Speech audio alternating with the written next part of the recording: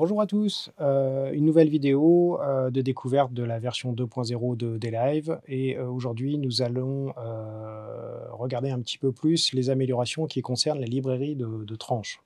Les librairies de tranches, en fait, il faut être sur votre écran de gauche de la console, donc par défaut on est dans la vue banque en fait, et donc là il faut être dans la vue Overview pour voir apparaître ce petit bouton Library que vous pouvez également actionner avec le bouton Lib si vous avez une série S. Alors quand je crée une librairie de tranches, ici par exemple, vous voyez, je suis sur ma tranche numéro 12, en fait, la voie lead en fait, et sur cette voie lead, donc j'ai un certain nombre de processing bien sûr qui sont en place, et je peux également aller voir, là on va passer sur l'écran de droite, on va voir qu'effectivement dans la vue qui s'appelle routing, dans un instant, la vue routing, voilà, je vais dans la vue routing et vous voyez par exemple que ma tranche lead, effectivement, elle est ouverte dans un certain nombre de départs aux ici de ma console. Alors imaginons qu'on veuille créer une librairie de cette tranche-là avec l'ensemble de ce processing, l'ensemble de ces départs, de son routing donc. Donc je vais dans la librairie et puis effectivement, tout simplement, je vais mémoriser ma tranche. Donc là, c'est la voix de mon chanteur par exemple, donc je l'appelle lead et j'ai créé une librairie de tranches qui s'appelle lead. Et ce qui apparaît, ce qui est nouveau en fait dans cette version 2.0, c'est qu'on a vraiment l'ensemble des paramètres, l'ensemble du processing d'une part, mais on va retrouver également le nom et la couleur de la tranche, les niveaux de direct out, et également, vous voyez, les possibilités de retrouver le routing de cette tranche. Donc autrement dit, tous les départs dans laquelle cette tranche est injectée en fait. Donc si je vais sur une autre couche de ma console, sur une autre tranche, je vais par exemple sur cette, ici je rebascule sur mes faders, je vais sélectionner maintenant ma tranche numéro 13 qui est complètement vierge, vous voyez par défaut. Si je regarde effectivement ma tranche numéro 13, j'ai absolument aucun processing qui est en place, j'ai pas de nom qui est en place, et si je vais également dans la vue routing, dans mon écran de droite, on voit que dans cette tranche numéro 13, j'ai aucun départ aux qui sont activés. Vous voyez, tous mes départs aux ici, ils sont fermés.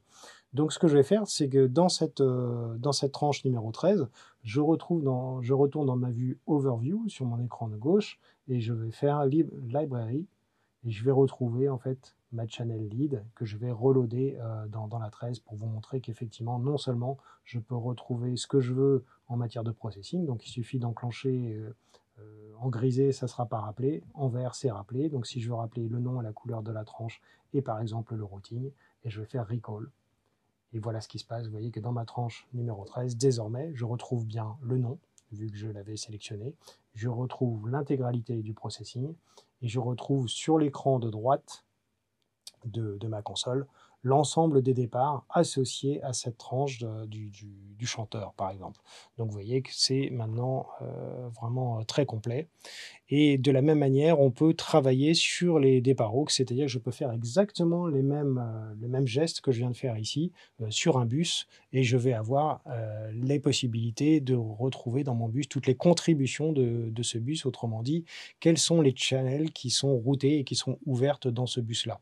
Donc l'intérêt de ces librairies de tranches et de bus, c'est que lorsque je vais vouloir par exemple recréer un show file à partir d'un groupe avec lequel j'ai travaillé, bah, je vais pouvoir comme ça reconstruire mon show file, non pas à partir de rien, mais déjà à partir de matière existante, c'est-à-dire mon processing de tranches que j'aurais mémorisé dans ces librairies, et également les routings, donc les contributions dans les différents bus, et je peux le faire depuis les tranches ou depuis les bus pour reconstruire un nouveau show. Donc ça, c'est extrêmement pratique et utile pour les gens qui ont besoin de réencoder des shows à partir de matières existantes. Autre fonctionnalité qu'on va voir dans cette vidéo, la fonction Preview. Alors la fonction Preview, là on va utiliser un ordinateur, un PC ou un Mac relié à la console, et on va voir comment on peut éditer en fait les scènes qui sont dans la console. Donc vous voyez ici, si je vais sur mon menu scène de ma console, là je suis actuellement sur ma scène numéro 10, et dans ma scène numéro 10, j'ai par exemple la voix du chanteur qui est ouverte à 0 dB. Si je regarde un petit peu ce qui se passe au niveau des faders, vous voyez, ma tranche lead, elle est ouverte à 0 dB. Donc là, je considère que c'est ce morceau numéro 10 qui est en cours d'utilisation. Mon chanteur, il est en train de chanter. Et moi, je m'aperçois que dans la scène suivante, la scène numéro 11, si je reviens sur l'écran droite de ma console, la scène numéro 11, je m'aperçois que je me souviens qu'il va falloir baisser ce fader de quelques dB, par exemple, mais je ne peux pas le faire parce que, évidemment, ma scène 10 est en cours d'utilisation. Donc l'astuce, c'est que je vais utiliser la fonction preview de mon éditeur qui est relié, mon ordinateur qui est relié donc en réseau à ma console. Donc on bascule sur la vue de mon écran d'ordinateur ici maintenant. Et on va voir comment ça se passe. Donc vous voyez que là, mon ordinateur, pour le moment, il est effectivement online avec ma console. Alors, ce n'est pas le mode online qu'on va véritablement utiliser. On va aller dans la page système.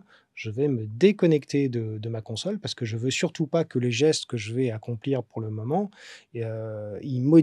puissent être modifiés instantanément sur ma console qui est en cours d'utilisation. Là, je suis en situation de concert. Donc là, je vais me reconnecter à ma console, mais vous voyez, en cochant cette option, connecté en fait en mode preview, c'est-à-dire que je vais pouvoir éditer le contenu de mes scènes à venir, mais sans que ça affecte l'audio courant de ma console, parce que je suis, vous l'avez compris, en plein concert. Donc je lance la connexion en mode preview de mon éditeur. Et effectivement, dès que ça va être actif, ça va être rappelé. Vous allez voir, on va avoir une indication visuelle qui va effectivement, voilà, un gros pavé qui nous dit attention, là on est en mode preview. Je peux rappeler une scène et effectivement, surtout, vous voyez que j'ai des labels ici bien visibles qui m'indiquent que je suis en mode preview. Donc là, je suis pas en train d'éditer l'audio courante de la console, mais je suis en train d'éditer des mémoires qui ne sont pas en cours d'utilisation. Donc du coup, si je rappelle par exemple ma scène 11, je fais Go. Voilà ce qui se passe. Ma scène 11, vous voyez, elle est virtuellement en cours d'utilisation, alors que si je reviens sur ma console, pour être bien clair, c'est toujours sur mon écran de droite de ma console, c'est toujours ma scène numéro 10 qui est bien en train d'être jouée. Donc moi, je suis en train d'éditer la scène numéro 11 sur mon ordinateur. Et quand je rappelle cette scène numéro 11, si je vais sur mes faders ici, et que je les affiche ici, dans cette scène numéro 11, j'ai également ma voix du chanteur qui est ouverte à 0 dB. Imaginons qu'on ait besoin de faire une atténuation de quelques dB pour la chanson suivante. Bon, c'est un exemple pas forcément très réaliste, mais pour que ça reste très simple et vous compreniez le principe. Une fois que j'ai édité cette nouvelle position de fader, eh bien, du coup, je peux retourner effectivement ici sur ma scène numéro 11 et puis storer ce nouveau résultat, en fait.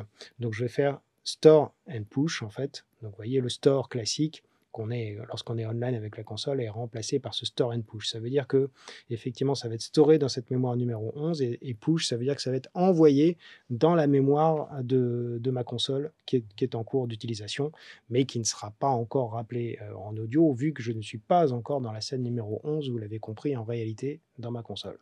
Donc store and push, voilà, il me dit, est-ce qu'on écrase bien le contenu de la 11? Oui, on est d'accord.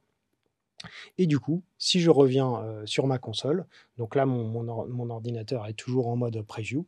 Et lorsque je vais rappeler, je reviens sur ma console, sur mon écran de droite de la console, lorsque à la fin de cette chanson, de la scène numéro 10, je vais vouloir basculer sur la chanson suivante. Donc je vais faire Next, soit ici avec mes petits boutons classiques, soit je peux le faire directement à l'écran. Je veux rappeler ma scène numéro 11, je fais Go. Donc vous voyez que je suis bien dans la scène numéro 11. Et je ne sais pas si vous avez aperçu, mais le fader, il vient bien de baisser de quelques dB. Donc voilà le principe du preview. L'idée, c'est de pouvoir effectivement travailler sur des scènes à venir de mon show avec mon ordinateur sans que ça affecte l'audio courant de ma console. Merci pour votre attention sur ces deux nouvelles fonctionnalités très intéressantes, donc librairie de tranches, librairie de bus et cette nouvelle fonction preview avec l'ordinateur qui permet de retravailler les scènes en situation de concert sans affecter en temps réel l'audio. Merci pour votre attention et on se retrouve dans les prochaines vidéos.